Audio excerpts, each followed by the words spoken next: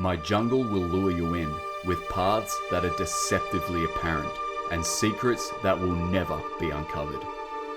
Silver starlight may show you the way. Shape-shifting shadows will lead you astray. So open your eyes. I will show you a world etched deep in my mind. Only the greatest explorers of the unknown, those who are willing to lose themselves, can unravel the enigma. For the essence of the jungle lies not in being found, but in getting lost. Welcome to Thorn's Jungle.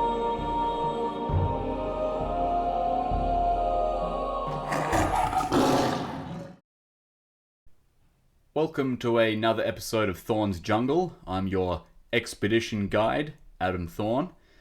And today, it's that time, Pant Hoot Podcast. I haven't done one in ages, but I love talking about primates. They're my thing, they're my jam, and I love them. So I need to do them more regularly, I think. If you guys like it, let me know. But I think it's a good way to learn interesting facts about primates. And as you may not be aware, but you probably should be aware, we are primates. So understanding how certain families of primates act and socialize, eat, basically everything, kind of gives us an insight into how our ancestors on the hominin lineage may have acted and behaved. So what's that saying that people say? Show me your past and I'll tell you your future. Something like that. Actually, is it show me your friends and I'll show you your future? It's something like that. But anyway, once we understand the past and where we came from, it gives us a good insight into perhaps where we're going. So primatology and paleoanthropology is really fascinating. But this episode is going to be about monkeys and apes.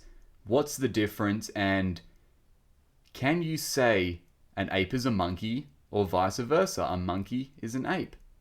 And we're going to crack into that. We're going to look at the taxonomy and what makes a monkey, what makes an ape an ape. But first of all, we're going to get into some animal news. And I've got little Peach here, my one of my dogs, the Japanese Spitz. I've allowed her into this room as I'm doing the podcast. Normally, you would hear them barking, Peach and Ollie. Ollie's a Pomeranian. But Peach likes being here now, listening to me do the podcast. And I think when she's in here, she's distracted, at least. So I'm hoping that's less opportunity for her to start barking and interrupting the podcast. So last week, there was a lion escape at Taronga Zoo here in Australia. And 5 lions got out of their lion-proof enclosure. It was 1 adult and 4 cubs. And they were out and about for about 10 minutes, apparently, before the zoo staff noticed them missing and sounded the alarm. But there weren't many guests at the zoo at the time. There was like a sleepover with a school. And they managed to get the lions back into their enclosure pretty quick. The cubs basically walked themselves back into the enclosure. And I think one of them had to be darted, maybe the older one. And it was safely returned back into its enclosure. And this seems to be a common thing when big cats escape. They tend to not stray too far from their enclosure. I mean, there are some that do get out and, roam for days, but a lot of the times they kind of freak out and want to go back into their enclosure. If you think about it, they don't know what the world is like outside of their enclosure. Their enclosure is their safe zone. It's where they're fed. It's where their water is. It's what they're used to. So they go for a little roam and then they tend to just hang around outside the enclosure. So luckily, it's fairly easy to get them back in. Sometimes. Sometimes. Other times it can be pretty bad. There has been times where big cats have escaped and they need to shoot them. But luckily, that didn't happen this time. They got back in their enclosure and they darted one of them. And people always say, I see it all the time, like, you know, why can't you just, if a big cat escapes, why can't you just tranquilize it every time? You know, a lot of times they're shot with real bullets and killed. And that comes down to the fact that a lion can kill a human being far quicker than it would take for a tranquilizer to take effect and knock the lion out. Tranquilizer darts can take minutes to kick in, and sometimes they don't work. Tranquilizer guns are notoriously inaccurate. A lot of the times they miss. You have to be fairly close range to shoot an animal with a tranquilizer dart. So if that lion is a risk to the public, then they really have no other option than to shoot to kill, because a lion can take out a lot of people in a very small amount of time, and it sucks. I understand why they have to do it, but I hate it every time.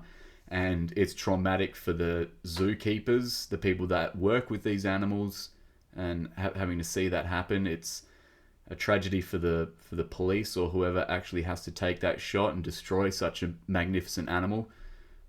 These people aren't rich dentists with small genitals here that enjoy killing lions. These are, for the most part, your everyday human being that actually loves these animals.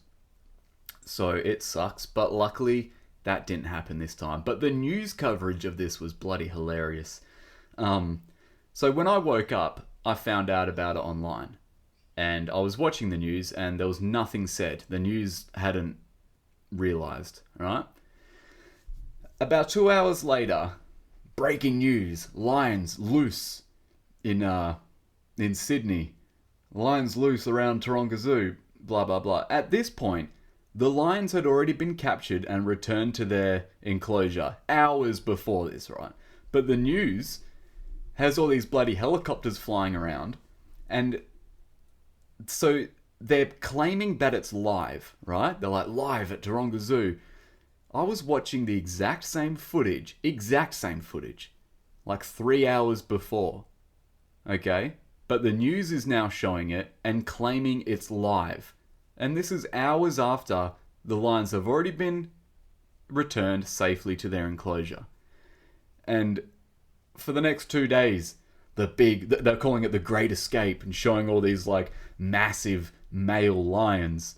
And it's like, come on, that is super like fear-mongering there, like over-dramatizing it. It was insane, and it just goes to show how much the news just blatantly lie. So every time I watch the news, I basically watch it just to have a laugh, because most of the stuff they say on it is just absolute complete fabrication. And I'll give you a perfect example, actually. When Rob and I were bitten by the reticulated python, it was a 16-foot python. Absolutely 16 foot. It was an underweight reticulated python, so it probably wasn't as heavy as it should be, but it was certainly a 16-footer. Now, one news company comes out and does a typo and says it's a 6-foot python. Okay? And then every single news platform that was reporting on it all said 6 foot python everywhere. So one news company stuffs up, makes a typo, and then all of them just copy it.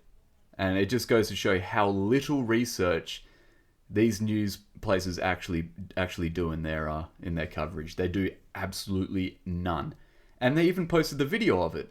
And in the video, we say probably 5 times it's a 16-foot python. So not only do these news places just copy one another, even copying the mistakes, they don't even watch what they're posting and what they're posting about. They're just absolute morons. So just take what the news says with a grain of salt. Okay. All right, let's get down to apes and monkeys. All right.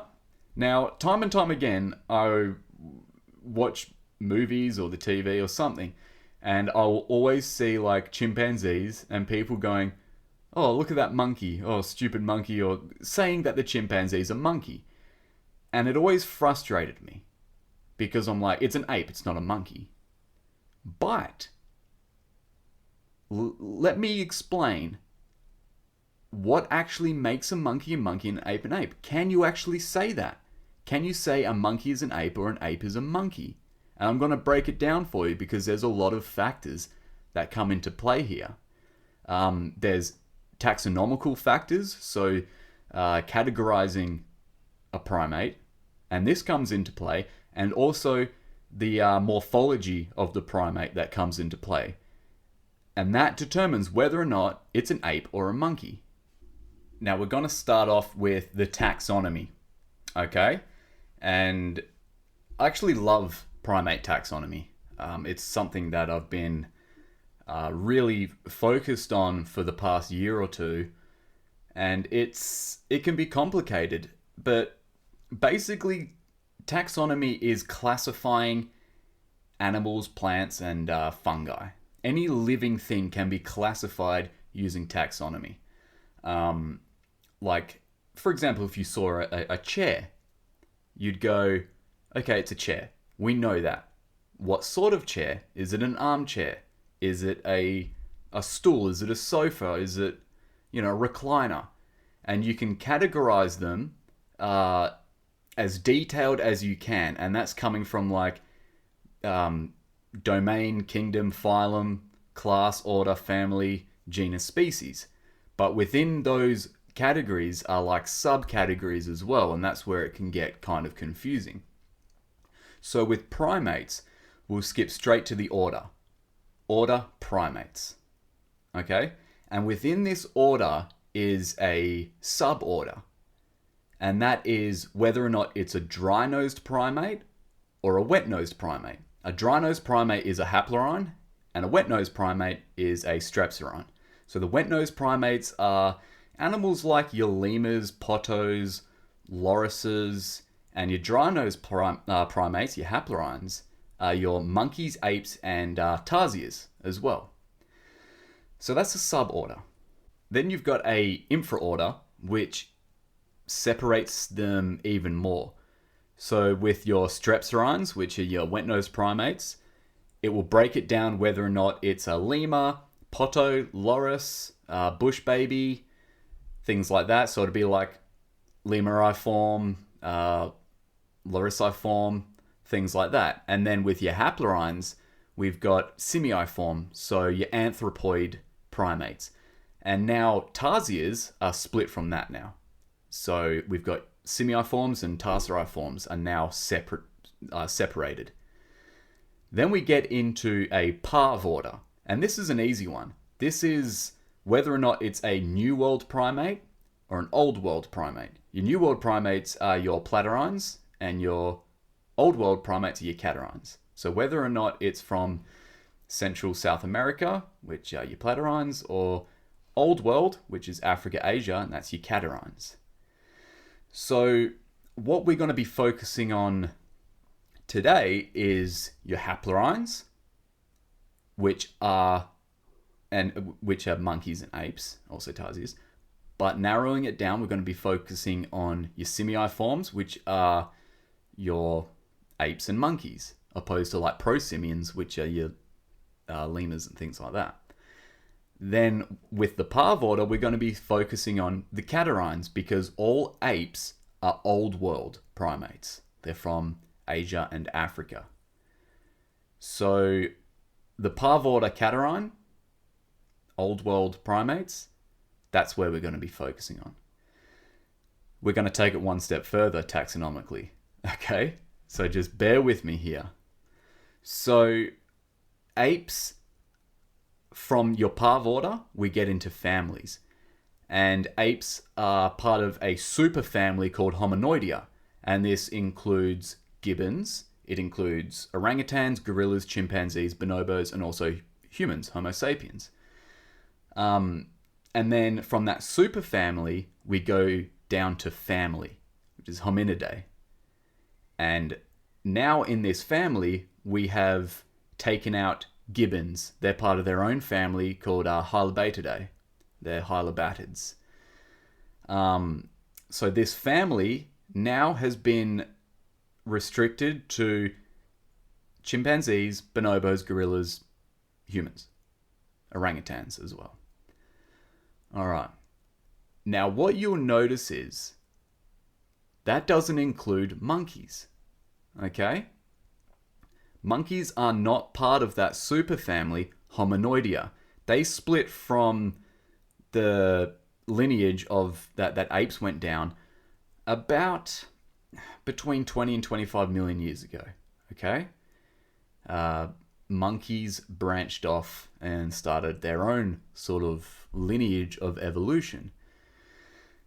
So, can you call a monkey an ape? Well, taxonomically, no, you can't. Because although monkeys and apes are in that infraorder, simiiform, the anthropoids, monkeys are not part of that superfamily or family of hominids. They're not part of Hominoidea, they're not part of Hominidae. Okay, so no, you cannot call, taxonomically, a monkey an ape. Now, can you call an ape a monkey? Technically, you can. If you're going by taxonomy, you can call an ape a monkey because they are part of that infraorder simiiform. But that's it. Taxonomically, once we get to that infraorder, that's kind of where it ends, and we start branching off into more families of primates. But up until infraorder, you can say that an ape is a monkey. But I mean, where does it end? How far can you go back? Just because it's in the order primates, does that mean that lemurs are monkeys as well? Just because monkeys are part of that order? No, that wouldn't be an accurate statement. But because they're all simians, then people would go, well, because they're in that infraorder, we can call that they're alongside monkeys as well. And it would be more accurate to call an ape a monkey than calling a lemur a monkey, because there is a lot more closer evolution between an ape and a monkey than there is like a lemur and an ape, kind of thing. Like pro-simians versus simians. But I still don't like calling apes monkeys. Monkeys have their own families, their own family groups. Like with your catarrhine monkeys, there's just one family actually, and that's Cercopithecidae family. And then you got the subfamily, which is your Colibinae, which are like your leaf-eating monkeys. So Cercopithecidae includes all monkeys in Old World. And then when you categorize them into subfamilies with your Colobinaes, your colobine monkeys, you have like, your langurs, colobus monkeys, things like that. But with your platyrrhines, they're separated into 5 families. There used to just be a couple, but now there's 5 families within your platyrrhine parvorder. And they're like Cebidae, Atellidae, Callitrichidae. So, your tamarins, marmosets are like Callitrichidae. Cebidaes are like your capuchin monkeys. I think Atellidae's howler monkeys. So yeah, that they get a little bit more complicated than your Old World monkeys. But we're just focusing on Old World at the moment because we're talking about apes. So you can get away with calling an ape a monkey, but you can't get away with calling a monkey an ape, taxonomically speaking. Now, physiologically, there are differences. I mean, we're just talking about physical differences here, not behavioral differences, things like that, because there's certainly a difference there as well. But anatomically, looking at a monkey, there's the biggest thing that stands out is the tail. Apes don't have a tail. But then also there's some monkeys that don't really have tails as well. They still do have very small tails, but it looks like they don't have tails. Like and this is actually another thing. On the island of Gibraltar, there are macaques, and they're Barbary macaques, but they don't have tails. And colloquially, they're known as the Barbary rock ape. So they call them apes because they don't have tails. When in actual fact, they're not part of the hominid family, they're Cercopithecidae. So they're not apes. But just looking at them, because they don't have tails, people call them apes. And, 100 years ago, 200 years ago, that was a determining factor. Whether or not they had tails or not made them an ape or a monkey. But also looking at them physiologically, monkeys have a very similar posture to cats, right? They walk on all fours, they walk quadrupedally, and their back is kind of straight as they walk quadrupedally. When if you look at our apes, they, for most of the time, walk quadrupedally, but their back slopes down to their hips as they walk. They're never kind of just perfectly straight at the back when they walk. And they do spend a lot of time sitting in an upright position. So that is a big physiological difference between monkeys and apes.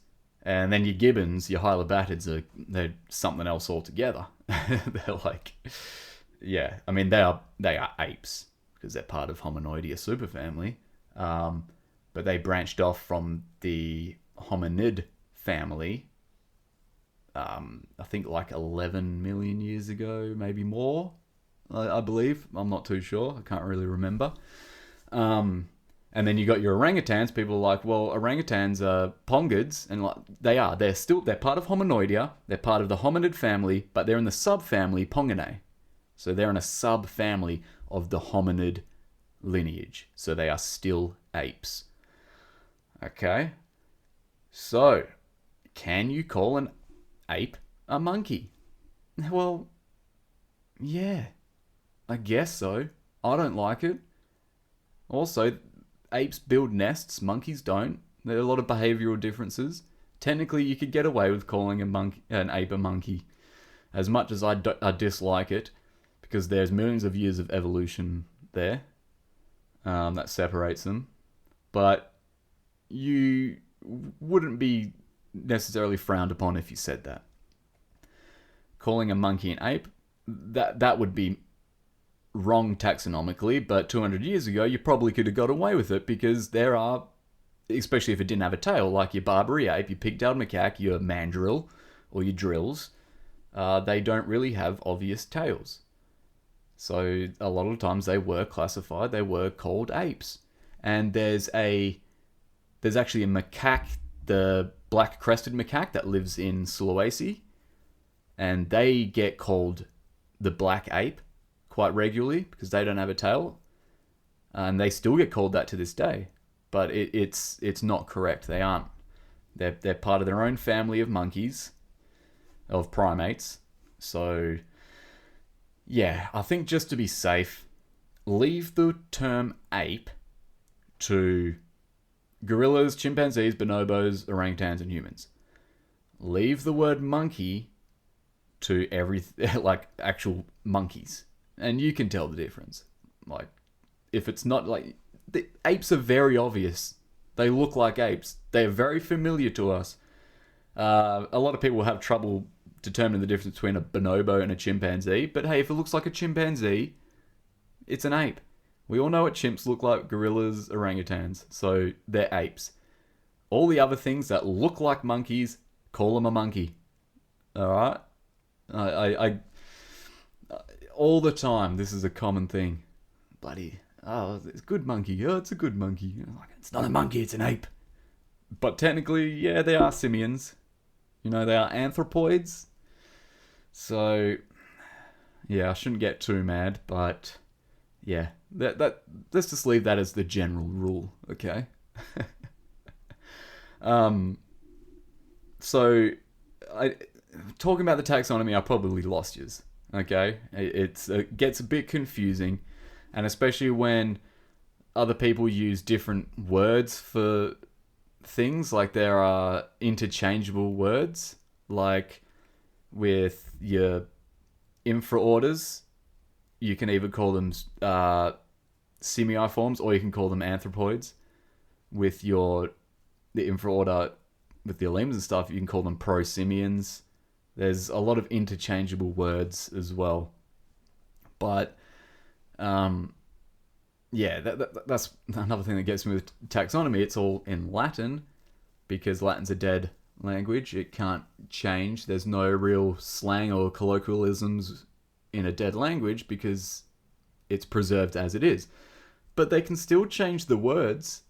Like, they don't have to be slang, but they can still change the actual words, and they do. Like, for example, polar bears never used to be in the genus Ursus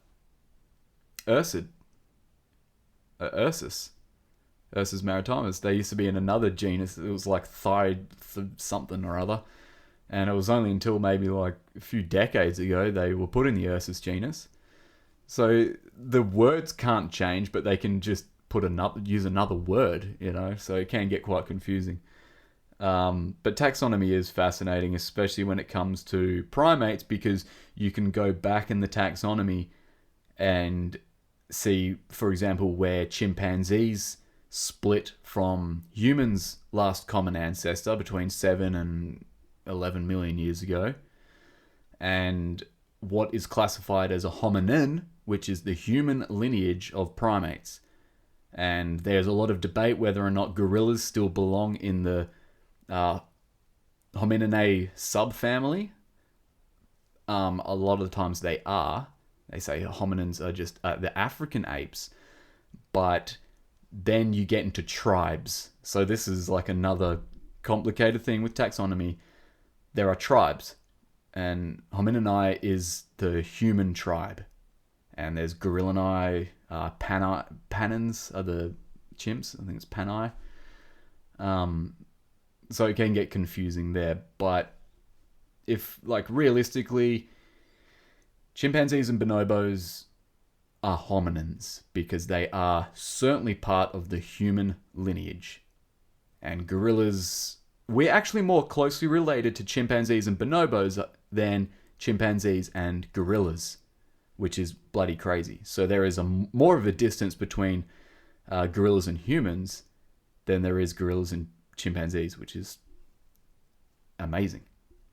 And here's another few facts as well. Like, we are more closely related to chimpanzees and bonobos than African elephants are to Asian elephants. That's how closely related we are to the panins.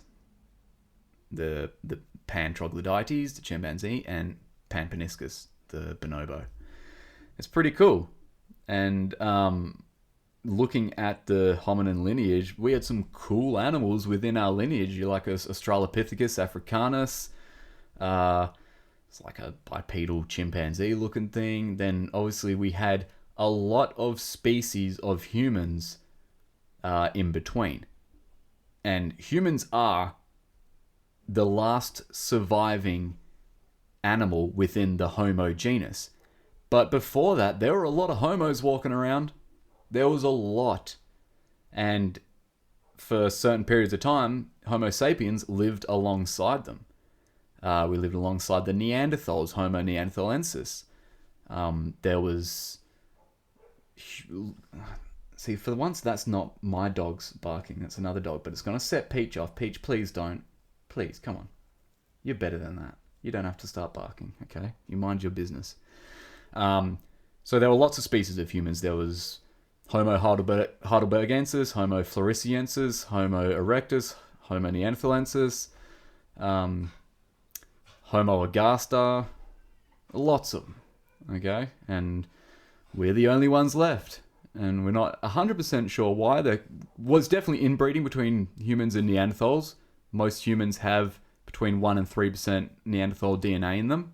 So there was interbreeding, but probably what happened was we outcompeted them for food and resources and things like that. So we survived.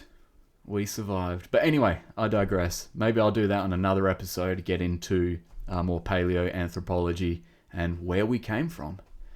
Because time and time again I get asked, well, if we evolved from chimpanzees, why are there still chimpanzees? And it drives me nuts. And I will get into that on another episode of Thorn's Jungle. But hopefully you learned something from this episode. Keep apes to apes and monkeys to monkeys. That's all I ask. It was probably the most complicated way of answering that question. But hey, we got there. And I'll see you next week on another episode of Thorn's Jungle. If you want a pouch, Thorn's signature leather thigh pouch, go on biothorn.com.au and go to the shop. You can buy one there. Regarding the Patreon, I'm still working out a few bits and pieces, but I will get that up and running and announce that soon once it's all ironed out. And yeah, for a small amount of money, you can get an extra episode. You can get more interactive episodes, video chats, discussions, things like that. So keep it in mind, and I'll let you know when that's all good to go. Anyway, enjoy the rest of your week, and I'll see you on another episode of Thorn's Jungle.